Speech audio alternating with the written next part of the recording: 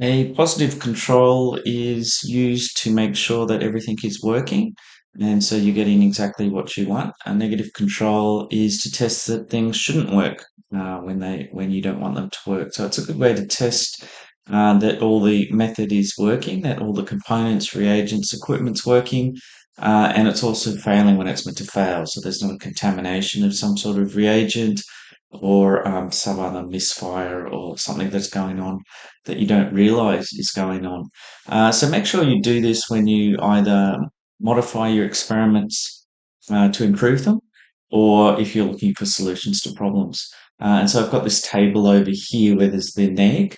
And so if you've got zero there, zero concentration, just pure water, you're expecting there to be 0 volts up here, or electrolysis to be perhaps nothing, but the electrolysis may get something else going on. And you can put the 1 molar in there and you're expecting to get the 1.1 because that's standard conditions. And so there's one way you can do a POSNEG in chemistry, either before or after. In biology, it is because you can't control your variables, positive controls are essential. And so what I've got over here is a student result for electrolysis, and there's a systematic error, so all the results are above what they're expected to be. So it looks like a net control was needed there. And I was suspicious of what it was the graphite. So even here, you can see that I'm putting the graphite in water just for a very short time, and then pulling it out and wiping it, even removing weight and removing carbon. You can see on the paper there, and giving it a good 3 minutes to fully dry.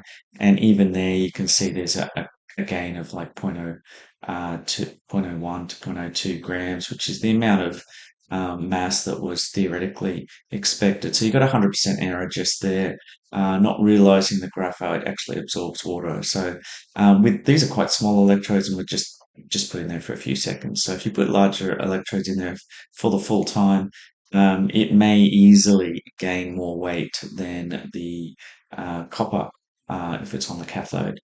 So that's a good example of a negative um, control if you just did it in water for the full time and took a measurement.